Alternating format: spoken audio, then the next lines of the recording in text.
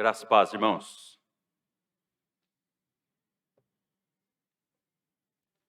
Uma das realidades mais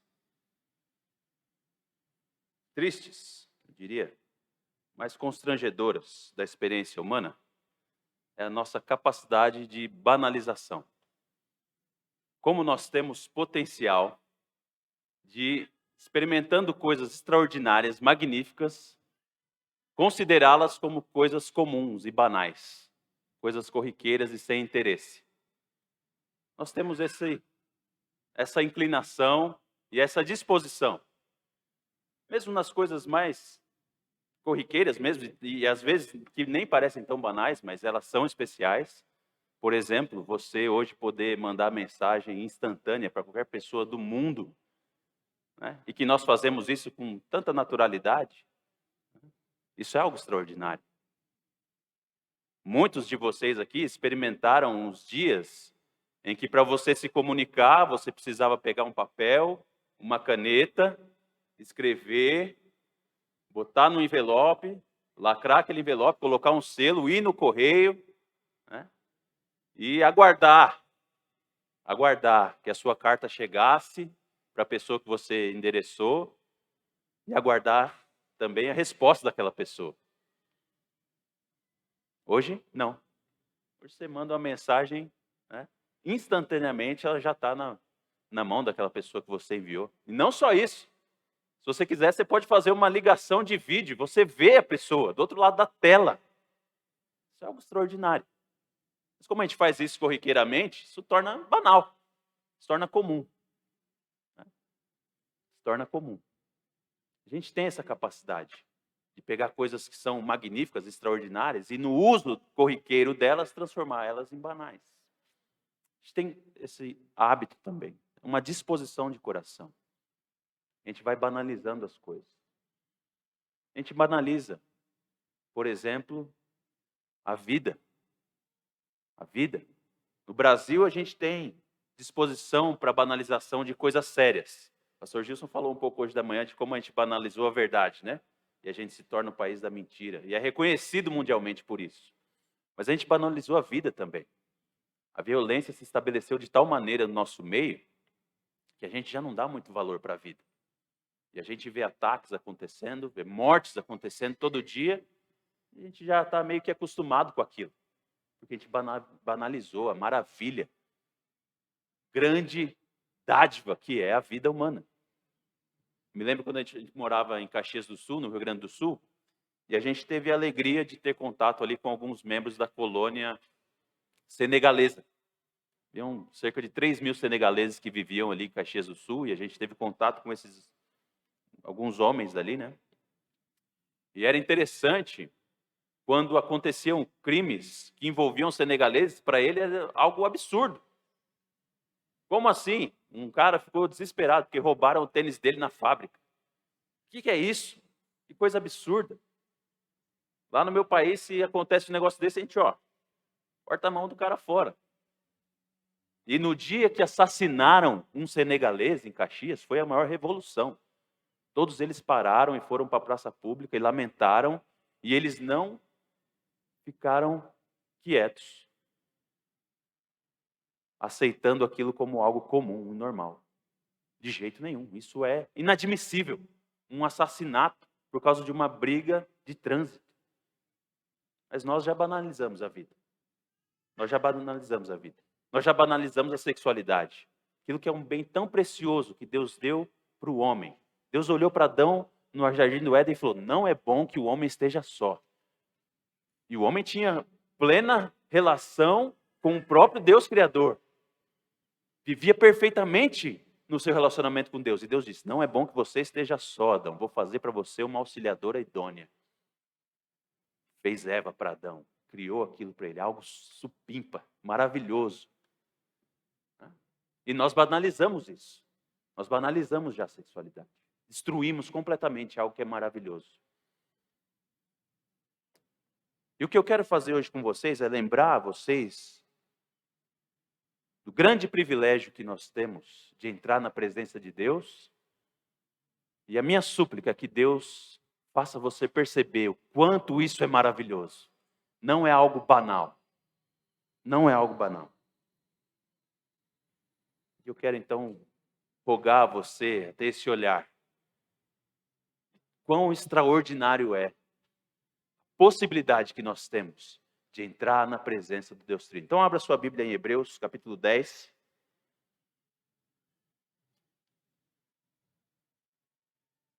Eu quero ler a partir do verso 19 com você. Nós vamos considerar até o verso 23.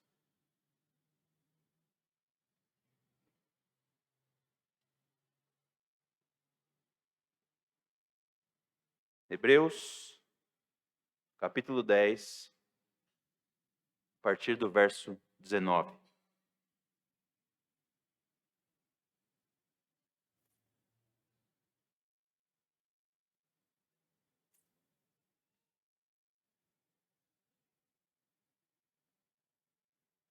A palavra do Senhor, Sagrada Escritura, diz assim a partir do verso 19 de Hebreus 10.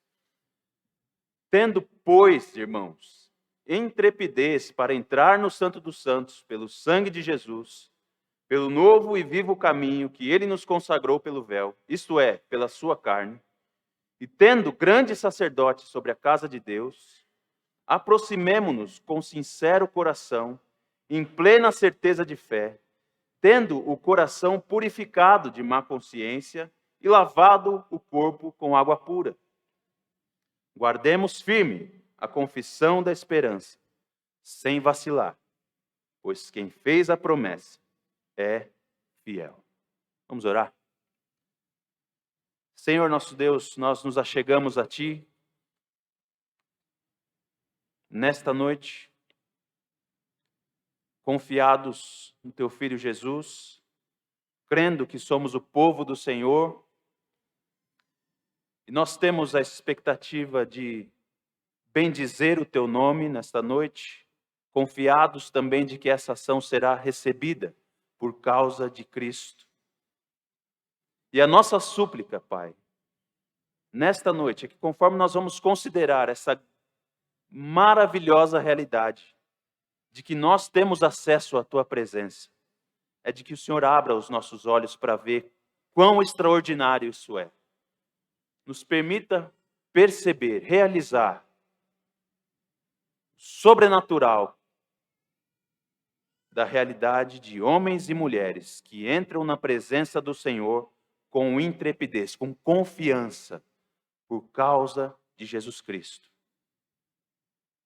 Que o Teu nome seja adorado nesta noite, Jesus seja bendito em nosso meio, e que o Senhor se agrade de, pelo Teu Espírito, instruir a Tua igreja e amadurecer a Tua igreja nesta verdade maravilhosa.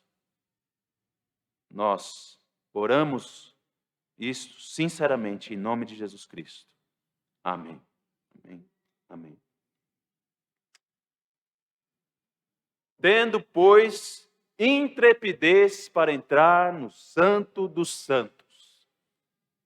Que frase magnífica. Que frase magnífica esta afirmação do autor de Hebreus. Uma frase para você que já é protestante há muitos anos, ou que já conhece a realidade da confissão protestante, pode ser a coisa mais comum da sua vida. Se você é como eu, que cresceu na igreja, tem sido trazido aos cultos desde a sua infância e entrado nessas realidades, vivido essas experiências religiosas, você tem a grande tendência de viver, como eu vivi e experimentei na minha vida, de achar que isso é uma coisa banal. E de que isso é normal, que é comum isso. A confiança para entrar na presença de Deus. Mas o autor de Hebreus aqui, ele está fazendo uma afirmação ao final do seu livro, e é um chamado que para os seus leitores iniciais era algo completamente surpreendente. Como assim? Que papo é esse aí? De entrar na presença de Deus com intrepidez. Não é assim não. A gente não entra na presença de Deus com intrepidez, não. A gente entra na presença de Deus por métodos muito rigorosos e severos. O nome da epístola aí deixa bem claro quem eram esses leitores iniciais, os hebreus. Aqueles que vinham da linhagem do povo de Deus do Antigo Testamento.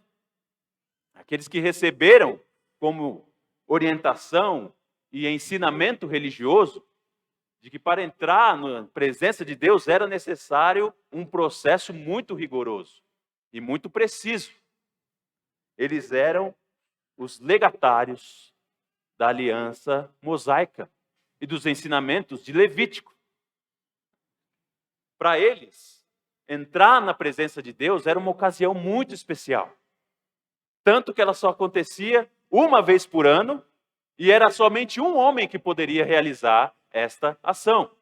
Era o sumo sacerdote no dia da expiação. O sumo sacerdote no dia da expiação era o homem que podia entrar na presença de Deus. Era ele quem tinha esse grande privilégio e que tinha também essa grande responsabilidade. Porque o Senhor havia dito a Moisés, no capítulo 16 de Levítico, quando o Senhor vai instruir justamente sobre como deveriam ser os procedimentos do dia da expiação, ou seja, do dia em que o pecado do povo seria expurgado e expiado. O Senhor diz o seguinte a Moisés, em Levítico 16, 2: diga ao seu irmão Arão que não entre a toda hora no lugar santíssimo através do véu, diante da tampa da arca. Por quê? Para que não morra. Fala para Arão não entrar toda hora no santo lugar para ele não morrer. Pois eu aparecerei na nuvem, diante da tampa. Moisés, vai ver um procedimento. É uma vez por ano só. Vocês vão entrar na minha presença para vocês não morrerem. Só o seu irmão é que vai poder fazer isso. Esse era o sistema para entrar na presença de Deus de acordo com a lei mosaica. A tradição judaica, através do Talmud, vai relatar que os sumos sacerdotes, nesse dia, alguns até amarravam uma corda na sua cintura. Na Escritura não tem nenhuma informação sobre isso, né? Isso é questão da tradição judaica. Mas por que eles faziam isso e assumiram essa tradição? Porque eles tinham justamente o receio de que o sumo sacerdote iria morrer na presença de Deus. Então você entra com uma cordinha aí, se você morrer lá dentro, se parar os barulhos dos sinos e ficar muito tempo sem resposta sua, a gente vai puxar a corda aqui, o seu corpo morto. Entrar na presença de Deus, na cabeça dos hebreus, na cabeça do povo de Israel, era coisa seríssima. Tinha procedimentos restritos. E aí você pode estar pensando, mas isso aí era meio exagerado, não era não, pastor? Bom, se você ler uns capítulos anteriores de Levítico, você vai ver que houveram 2 homens, filhos de Arão, que acharam que isso aí talvez não seja bem assim, né? Eu vou lá ofertar o meu incenso na presença do Senhor.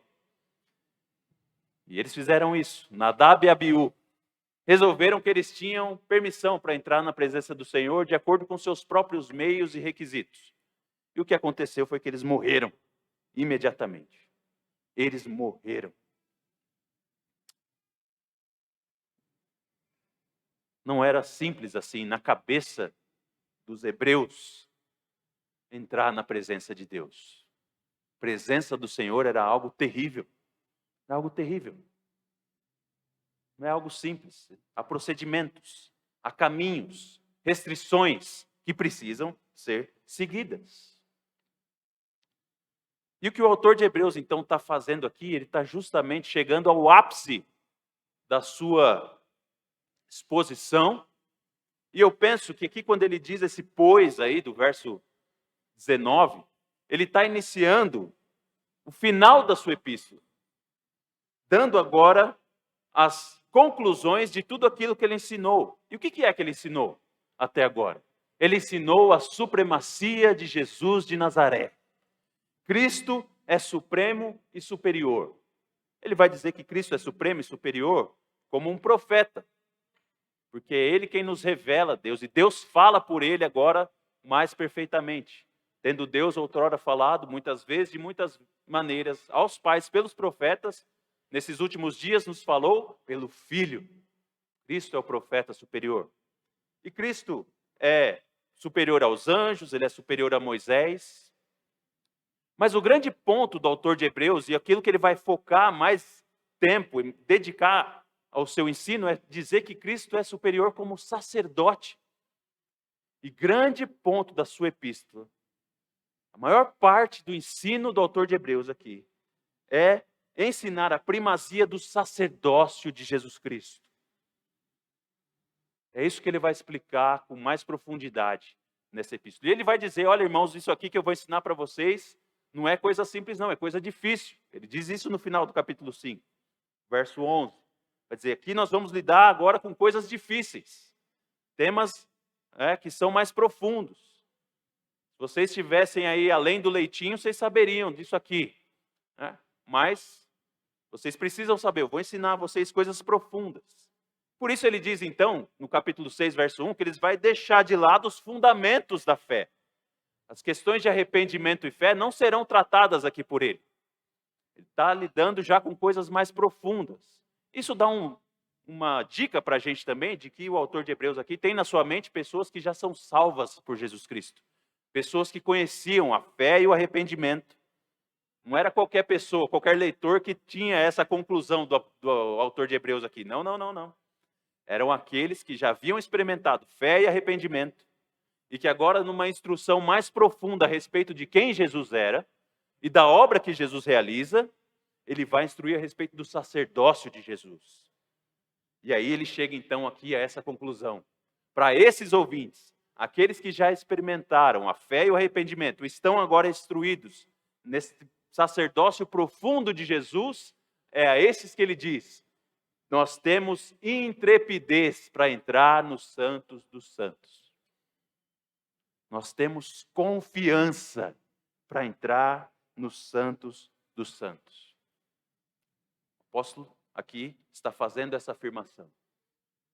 Irmãos, é interessante quando nós pensamos nisso, porque nós temos, nesta nossa vida comum e rotineira da adoração, o hábito de entrar na presença de Deus, tanto aqui reunidos como igreja, mas também individualmente e particularmente nas nossas devoções, na nossa leitura bíblica e na nossa oração, e em tudo que nós fazemos que é religioso, mas entrar na presença de Deus é algo assombroso. O próprio autor de Hebreus vai dizer, no capítulo 12, ali no final do capítulo 12, dizendo que Deus, ele é o quê? Fogo consumidor. Deus é fogo consumidor. E como que ele faz essa afirmação, então, agora, de que nós temos essa intrepidez? É por causa de Jesus. Por causa de Jesus. Por causa de Cristo. Você pensa, mas será que é assim mesmo? Será que entrar na presença de Deus é algo assombroso, assustador? Bom, é só você ler os relatos da Escritura. Você se lembra do próprio Moisés? No capítulo 7 de Atos, você tem um relato de como foi a experiência de Moisés com a sarça ardente. Diz que ele estava maravilhado com a sarça. Moisés ficou maravilhado com aquilo. Mas ao mesmo tempo, ele se aproximou tremendo de medo. Tremendo de medo. E o próprio Moisés, quando ele está ali diante do povo, já a segunda geração que nasceu no deserto, em Deuteronômio capítulo 9, e ele está instruindo aquela nova geração que há de entrar na terra prometida, e ele vai contar para essa nova geração o que aconteceu nos dias dos pais deles, de quando o Senhor recebeu as tábuas da lei, aliás, quando Moisés recebeu as tábuas da lei das mãos do próprio Deus.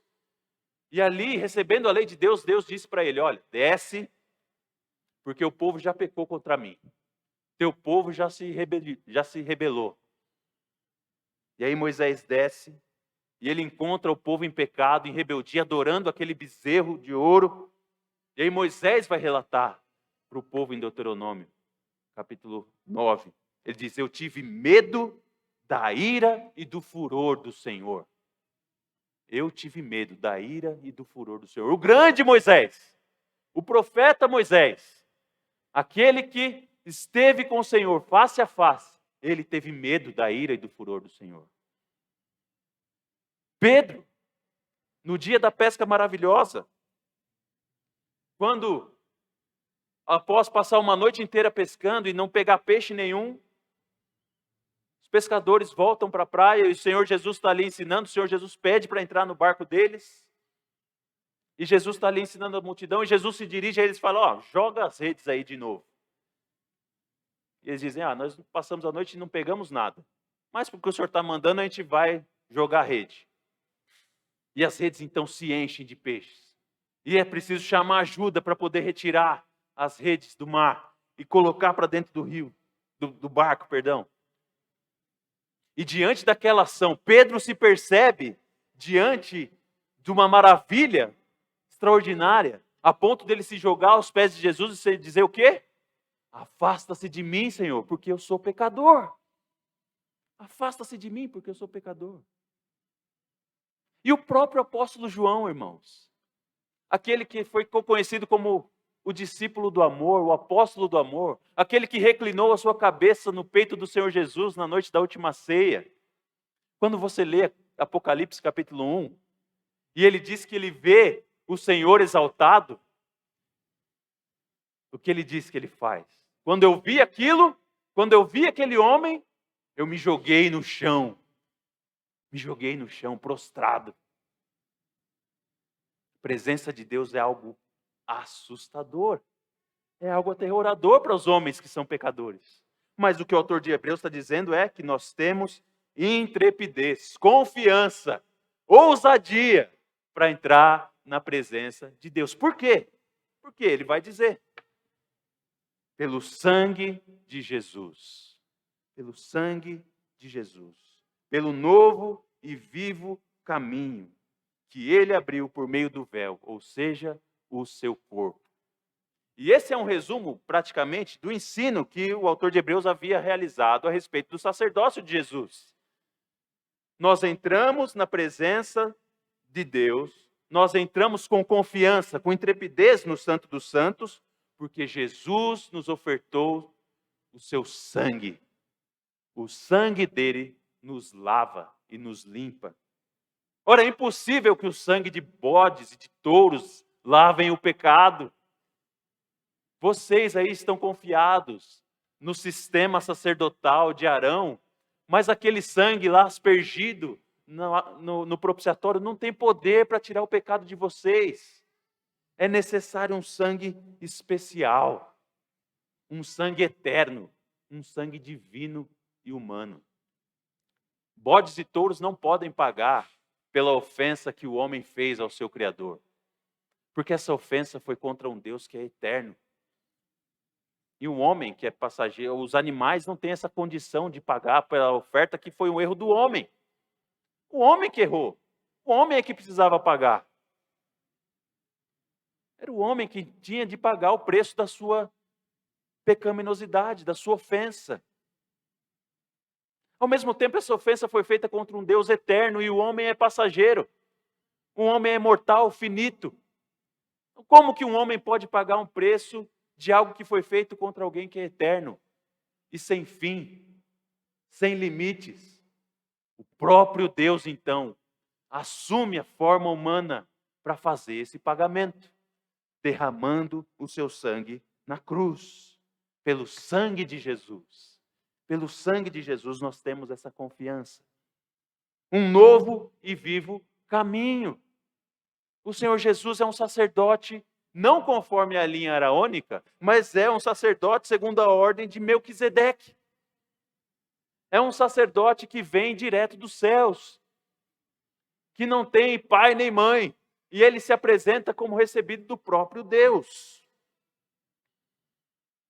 Nós não temos muito tempo para expressar tudo o que está significado aqui. Eu quero só chamar a atenção de você para um fato de Jesus como um sacerdote de uma ordem diferente, um novo e vivo caminho, que é o fato de que Jesus, ele não oferece sacrifício por si mesmo.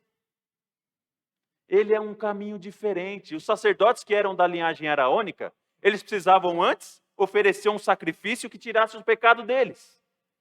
E só então era permitido a eles entrar na presença de Deus para oferecer oferta pelos outros homens. Esse Jesus, não, ele é um sacerdote diferente. Ele é uma ordem diferente sacerdotal.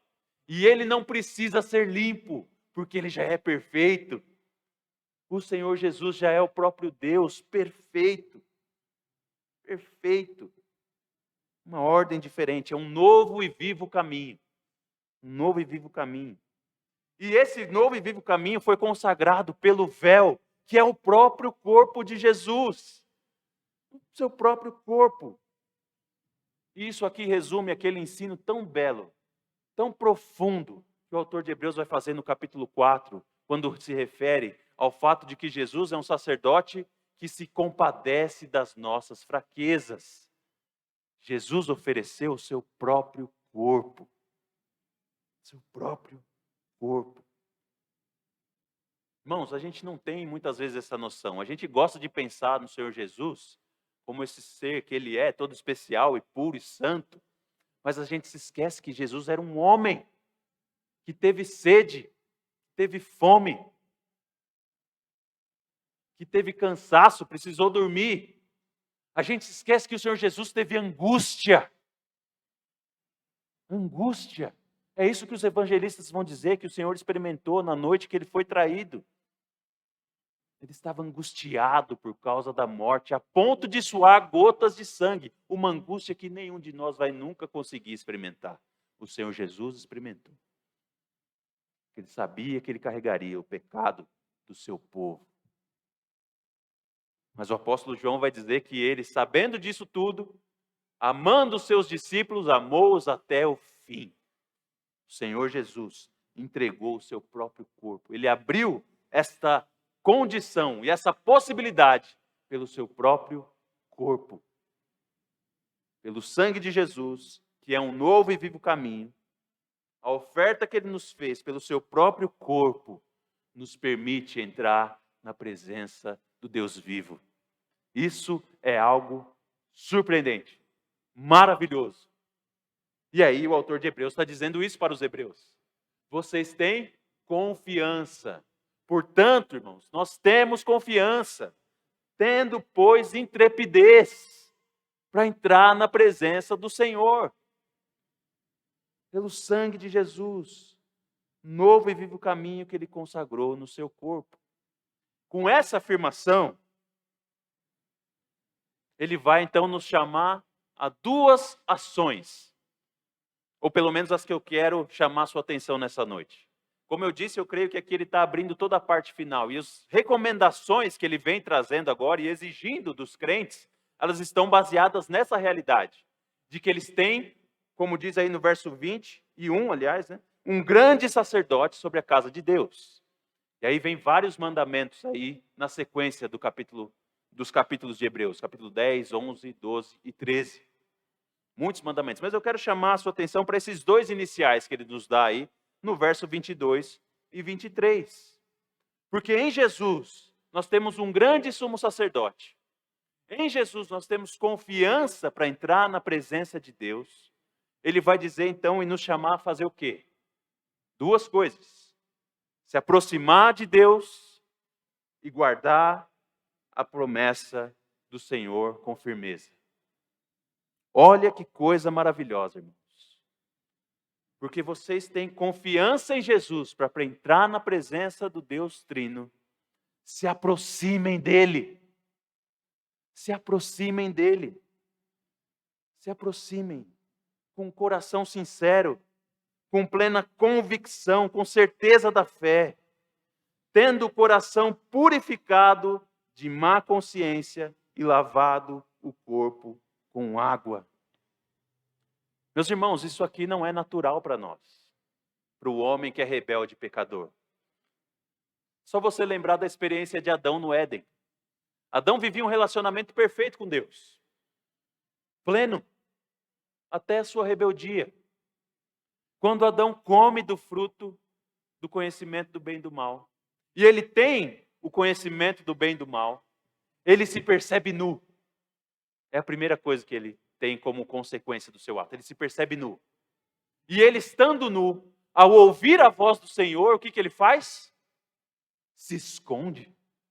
Ele se esconde. E aí o Senhor é que vem e pergunta: Adão, onde estás? Onde estás? E Adão então vai dizer ao Senhor justamente isso: Senhor, eu ouvi a tua voz, e porque estava nu, me escondi. Ouvi a tua voz, e porque estava nu, me escondi. Essa é a inclinação do homem pecador. Tendo consciência de pecado e tendo consciência da santidade de Deus, ele foge de Deus o máximo que ele puder. Ele quer se esconder de Deus. Mas agora, com confiança para entrar na presença de Deus, o autor de Hebreus chama: se aproxime dele. Se aproxime dele. Vá para Deus sem medo. Não precisa se esconder mais. Sabe por quê? Olha o que acontece na nova aliança. Olha aí o que ele vai dizer, os versos 16 a 18. Esta é a aliança que farei com eles depois daqueles dias, diz o Senhor. Porei no seu coração as minhas leis e sobre a sua mente as escreverei. Acrescenta: também de nenhum modo me lembrarei dos seus pecados e das suas iniquidades para sempre. Irmãos, que coisa fenomenal é isso. Que coisa fenomenal é isso. Nós cremos num Deus que é soberano e onisciente e onipresente. E que diz aqui, confessa ao seu povo: olha, sabe os seus pecados? Eu não vou mais me lembrar deles. Essa é a linguagem que o próprio Deus usa. Um Deus que sabe de todas as coisas, que vê todas as coisas, que ouve todas as coisas. Ele diz: em Jesus, eu não vou mais me lembrar dos seus pecados. E isso então é a consciência purificada, o coração purificado, a consciência e o corpo lavados com água pura. Você tem a convicção de que Cristo te lavou. Jesus Cristo lavou os meus pecados. Eu estou com confiança para entrar na presença de Deus e por isso eu me aproximo de Deus. Busque a Deus. É isso que o autor de Hebreus está dizendo. Se aproxime do Senhor, busque a face dele. Você tem essa confiança porque você foi lavado em Jesus. Se você está na nova aliança, o Senhor não se lembra mais dos seus pecados. Isso é maravilhoso. Isso é maravilhoso, isso é extraordinário. Isso é sobrenatural. Entrar na presença de Deus é sobrenatural. O hino 368 do cantor cristão vai dizer a seguinte frase: só em ti confio, grande é teu amor. Nunca desprezaste nenhum pecador. Todo o que contrito já te procurou, pela tua graça, salvação achou. Todo o que contrito já te procurou, pela tua graça, salvação achou. Se você está contrito e arrependido dos seus pecados e confessou o Senhor Jesus como seu Salvador, você tem essa convicção de que você não será desprezado. Você é recebido, amado e acolhido por Deus. Se aproxime dele. Se aproxime dele. Faça como Ruth. O ano passado eu preguei Ruth aqui para vocês. No meio daquele cenário de desgraça, ela olha para Noemi e fala: o teu Deus é o meu Deus. Eu quero o Deus de Israel. É ele que eu quero me aproximar dele, eu quero buscar refúgio sob as asas do Deus de Israel. Eu quero ele. E é isso que o autor de Hebreus te chama a fazer nessa noite. Se aproximar dele, pelo sangue de Jesus, com confiança no novo e vivo caminho. Porque Cristo entregou o seu corpo para nos resgatar e nos limpar completamente do pecado. Em Jesus nós temos essa confiança. Em Jesus, no sangue de Jesus, no corpo de Jesus, nós temos a confiança do perdão do pecado e que nós podemos então nos aproximar de Deus. E o segundo chamado que o autor de Hebreus vai dizer, vai nos chamar aí, está no verso 23. Guardemos firme a confissão da esperança. Com intrepidez, então, se nós temos intrepidez para entrar no Santo dos Santos, no Santíssimo Lugar, nós vamos guardar firme a confissão da esperança, sem vacilar. Por quê? Porque quem fez a promessa é fiel. Quem fez a promessa é fiel. E note, irmãos, que aqui o autor de Hebreus está preparando o coração dos seus leitores para aquilo que vem daqui a pouco, capítulo 11 de Hebreus. A galeria da fé. A Galeria da fé. A galeria daqueles que tinha convicção das coisas que se não viam, certeza das coisas que se esperam, porque eles criam que Deus cumpria as suas promessas. Então ele vai dizer que Abel, crendo no Senhor, confiando que Deus cumpria as suas promessas, entregou a Deus uma oferta muito mais excelente, mesmo que aquilo terminasse na sua morte. Noé, quando ouviu o chamado do Senhor para construir aquela arca, ele obedeceu, porque ele cria que Deus cumpria as suas promessas. Então ele vai e constrói aquela arca, e obedece ao Senhor. Abraão, ouvindo do Senhor, sai da tua terra e da tua parentela e vai para a terra que eu te mostrarei, crendo que Deus vai cumprir as suas promessas. Abraão obedece ao Senhor. E o Senhor diz mais a Abraão, diz, olha, me oferece o teu filho Isaque, aquele que eu prometi para você, que você aguardou por tanto tempo, me dá ele agora de volta em sacrifício. E Abraão, triste, obedece ao Senhor, porque ele cria que o Senhor tinha poder até mesmo para ressuscitar o seu filho, porque Deus prometeu que a minha descendência viria de Isaque, ele vai cumprir a sua promessa. E o autor de Hebreus então nos chama aqui, guarde com firmeza a sua esperança, porque Deus é fiel. Guarde com firmeza aquele ensino que eu já dei para vocês, de que há um descanso ainda para o povo de Deus. Ainda há um descanso que nós receberemos do próprio Deus. Guarde com firmeza aquele ensino que vocês receberam de Tiago, de que há grande alegria no passar por provação.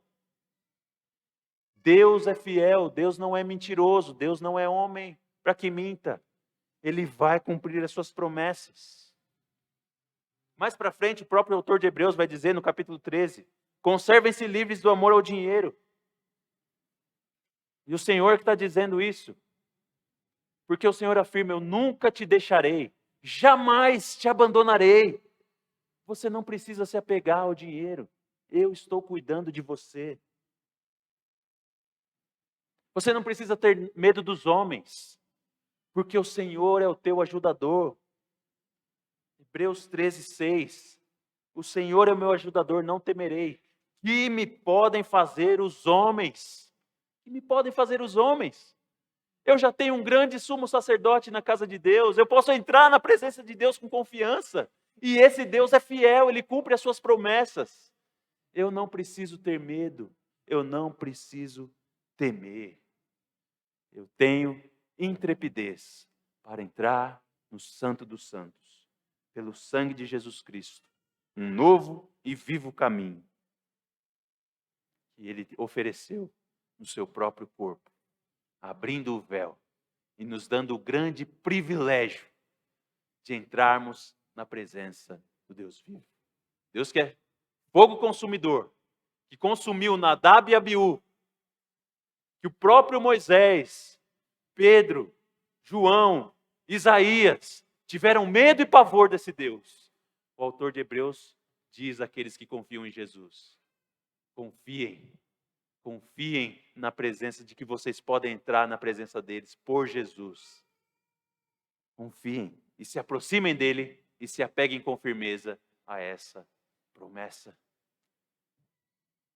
Há um outro canto, muito famoso e tradicional no nosso meio, que fala da segurança que nós temos em Jesus, mas ele tem aquele conceito da segurança, da perseverança, de que Cristo vai nos guardar até o final. O Senhor Jesus nunca vai abrir mão daqueles a quem Ele salvou com o seu sangue. Como eu já disse, repito, o apóstolo João vai dizer isso. O Senhor Jesus, amando aqueles que Ele haveria de salvar, Ele amou até o fim. E Ele vai preservar esses até o fim.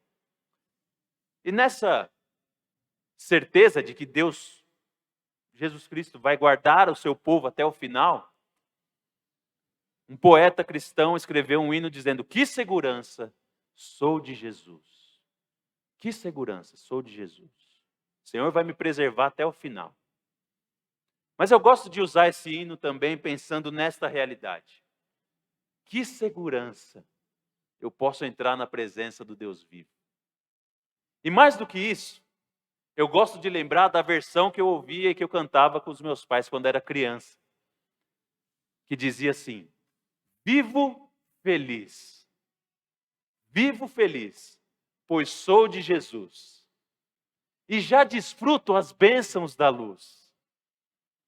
Eu sou por Jesus, herdeiro de Deus. Ele me leva à glória dos céus. Eu sou por Jesus, herdeiro de Deus. Ele me leva à glória, à presença gloriosa dos céus. Canta a minha alma, canta ao Senhor. Vamos orar e depois vamos cantar esse hino juntos. Glórias nós te damos, ó Deus, porque em Jesus, pelo sangue de Jesus, um novo e vivo caminho que Ele abriu pelo seu próprio corpo, entregando o seu próprio corpo, nós podemos entrar com confiança na presença do Senhor, com intrepidez, com ousadia, com alegria, nós podemos entrar na Tua presença. Que coisa gloriosa, que coisa extraordinária e maravilhosa. Senhor, nós bendizemos o Teu nome por isso. Ajuda-nos, ó Pai, a não banalizar esse evento extraordinário que o Teu povo tem o privilégio de vivenciar rotineiramente, cotidianamente, dia após dia, manhã após manhã, dia após noite, noite após noite. Nós temos o grande privilégio de entrar na Tua presença com confiança. Abre os nossos olhos, ó Pai. Enche o nosso coração de alegria por essa verdade. Que isso não seja banalizado por nós, mas que nós possamos gozar com alegria essa realidade. E testemunhar também aqueles que estão ao nosso redor da grande maravilha que é estar na Tua presença. Como nós cantamos aqui, maravilhoso é entrar na Tua presença. Nós Te bendizemos por isso com gratidão, pedindo que o Senhor amadureça a nossa fé para entendermos essa realidade, que nós confessemos isso, testemunhando não só para os nossos filhos, que têm crescido conosco, entrando ali, que nós temos levado eles à presença do Senhor pela nossa fé em Jesus, mas que o mundo possa ver o nosso relacionamento e que nós não estamos mais aterrorizados como Adão e se escondendo, mas que nós nos aproximamos do Senhor, que fomos lavados por Cristo e que nós agora estamos firmemente apegados à promessa de purificação e de vida eterna que o Senhor nos promete. Em Jesus Cristo nós oramos confiantes. Amém.